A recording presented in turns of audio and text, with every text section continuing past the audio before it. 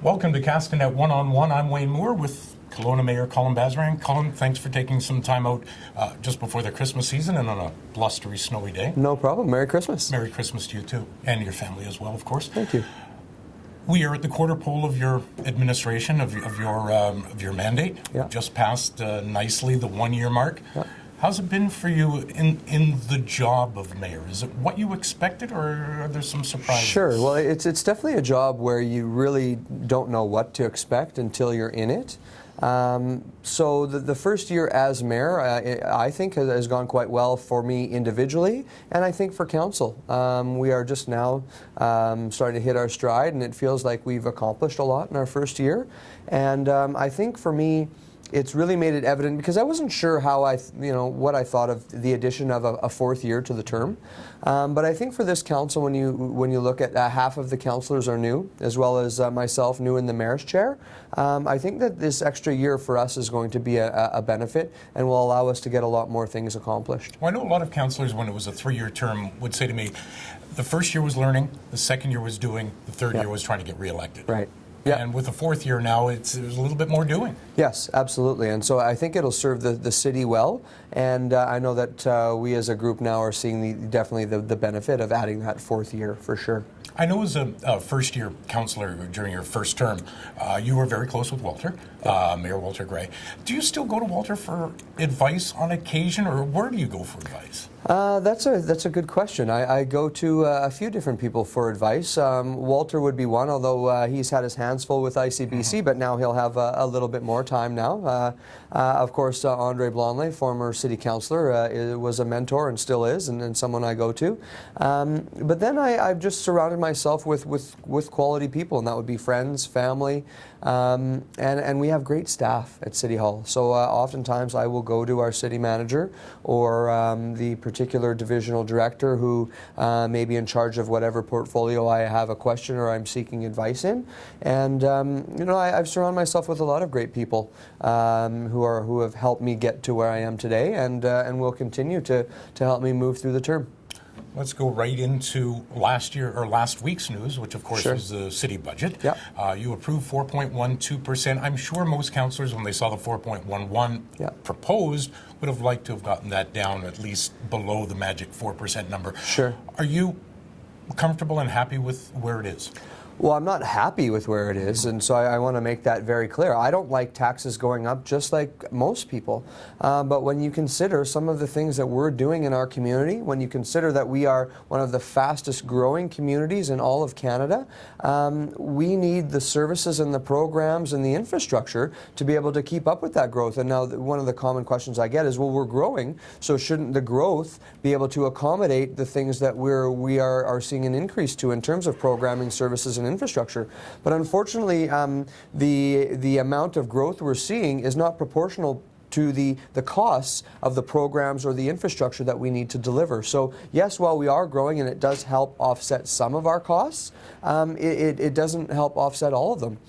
So am I happy with the increase? No, I'm not. But when you factor in the fact that 2% of that, or half of that 4% increase is as a result of, again, another year of borrowing for our RCMP, our new RCMP facility.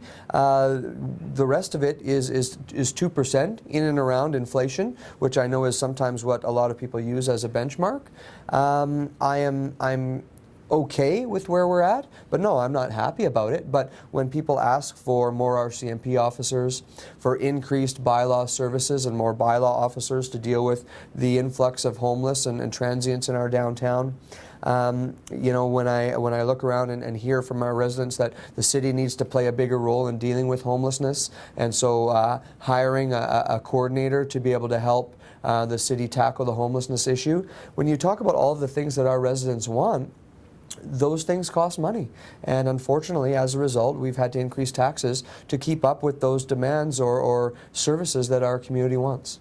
Every year when you sit at the council table during budget deliberations, during that day-long session, there's always one item that seems to pick up steam within within the debate. Last year it was heritage buildings Right. that took up a lot of time and a lot of interest. This year was the city float, and I know there was talk back and forth. Should the city be involved? Shouldn't the city be involved? Who should be involved in doing this? You were on the side of somebody along the lines of Kelowna Tourism. Talk about that. Well, you know what? Council has made their decision, and I'm happy with the direction that Council has chosen, and that is to continue with providing funds to upgrade our city float, which does a great job of representing our city throughout Western Canada and into the United States, the Pacific Northwest, and so Council felt it was important that we continue to fund that. Now, personally, I think that we could have perhaps gone to community groups like potentially Tourism Kelowna, at least to have the conversation with other groups in our community, because we as a city of Kelowna give funds to Tourism Kelowna to do our marketing, and I think the parade is an offshoot of that marketing. Now, whether Tourism Kelowna wanted to have that as a part of their marketing package, we don't know, because we didn't have that conversation, and Council chose to fund the refurbishing of the float, if you will, and I'm okay with that. Council has made their decision, and I'm happy to stand behind that decision. Is that something you'd like to bring up, though, maybe in the future, that maybe it's a discussion you should have at some point? Yeah, I think so, and I think that we will. I think that we will certainly have that conversation moving forward, and I think it's something that could be explored. Absolutely. Castanet started today its year in review, top 10 stories of the year. Downtown building boom, the number 10 story of the year. Sure. I'm sure you'd put it higher because of well, I don't know. I haven't seen the rest of your list yet, so you never know. You're very bullish on Kelowna, very bullish on downtown Kelowna. Talk about the development downtown and what that's going to mean moving forward. Well, I think it's going to mean a lot of great things, and we're already seeing some of the impacts. But every city, every vibrant city has a downtown that is truly the heart of that city. And I mean, I find myself, whenever I travel somewhere new, your first reaction is, let's go downtown. And for a long time, I just felt like our downtown wasn't a place that was inviting, and it wasn't the heart of our city. And through decisions made with the previous council and leading into this council, and now this council has been proud to carry it forward, is that we need to continue to see development in our downtown core, but not to the detriment or to lose focus of our other parts of our community. But certainly downtown plays a vital part in our city's future success.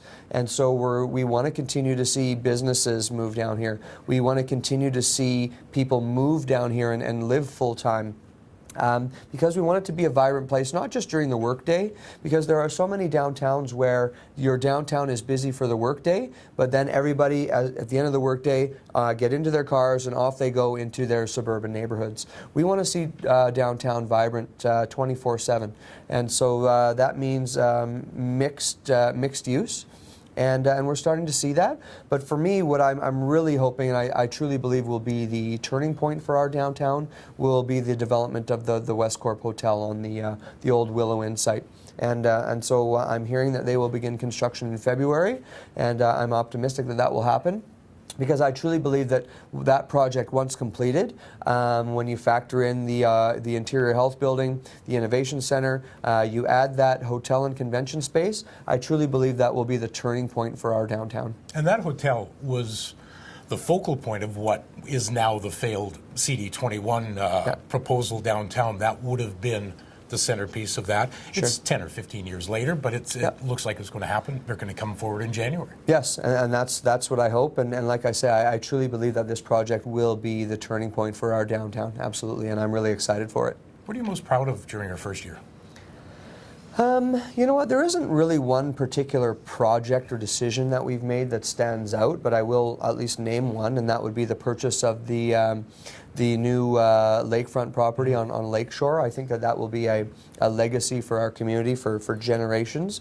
But I think just in general, the optimism that's being felt in our community because of development, because of the continued growth in arts and culture, the continued growth in our knowledge-based economy, there's just a real sense of optimism right now. Like, I know for myself, and maybe it's just because I'm immersed in it because my wife and I have 2 young kids, but it just seems to me that there are more young professionals and more young families in Kelowna than there's been in a long time.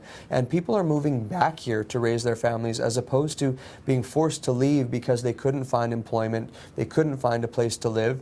Yes, I know that the cost of housing is not the most affordable here, but we're working on ways to create more affordable housing and diversify our housing stock. But again, when you compare communities where these people are moving from, like Vancouver, I know the Calgary market has taken a bit of a hit because of the downturn in oil, but larger markets like Vancouver, Calgary, Edmonton, we are affordable, relatively speaking, to those municipalities. And so we're getting people coming back here, and to me that's really exciting. So it's not just one thing that council's done. I think it's just continuing the momentum of the previous council.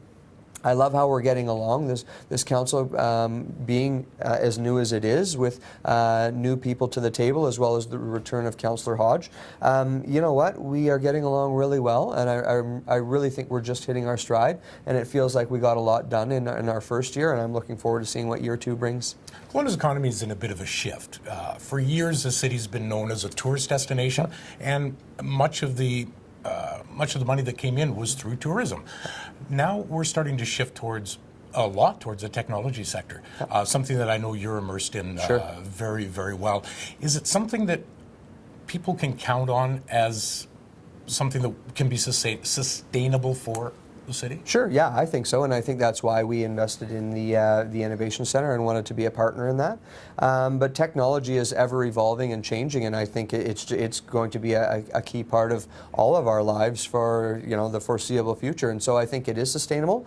It helps now that our provincial government, and thanks to our premier and our local MLAs for supporting the $100 million tech fund at the provincial level to invest in tech startups. I think that's going to serve our community very well, and so I was happy to see that announcement. But when you look at what excites me is the types of people that the technology sector is bringing to our community. So they're young professionals or young families who tend to be very environmentally conscious. So they're the ones who are interested in taking transit or living downtown so they can walk or ride their bikes to work. They're also very socially conscious. So you'll find them either volunteering for some of our great nonprofits, or they're giving back financially to our community, and so they really care. And they also are wanting to see growth or helping with the growth of arts and culture in our community. So they're really that's exactly the type of people who we want to be attracting to our community. And so for me, it's really exciting to see the growth of tech, but the spin-offs that it's having in our community as well. Let's look into the future. Look into your crystal ball if you can. What's 2016 going to look like for City Council? I think it's just more of the same, to continue to build on the momentum of year 1. And to keep the ball rolling on all fronts, in terms of economy, in terms of arts and culture, in terms of investments in active transportation and alternative forms of getting around our community, and also being transparent and open, and having conversations with our residents. Looking forward to the civic block planning exercise wrapping up, so that we have a clearer roadmap of how our downtown is going to continue to evolve. And also, and I touched on it earlier, but working with our planning department on trying to come up with new and interesting ways to diversify our housing stock. So that means densifying our already existing neighborhoods. That's something that this council has said loud and clear, is we aren't going to continue to run services out to the edges of our community. That it's time to start densifying our existing neighborhoods where the services are, where the infrastructure is already located, and that's something that we want to continue to do. But we've tasked our staff with coming up with innovative ways to do that. Colin, appreciate it. coming in. And again, Thank you, Wayne. from us to you, very Merry Christmas and a prosperous and a Happy New Year. And same to you and all the Castanet staff and all of our residents. Merry Christmas to everyone in Kelowna and Happy New Year. I'm Wayne Moore for Castanet One-on-One.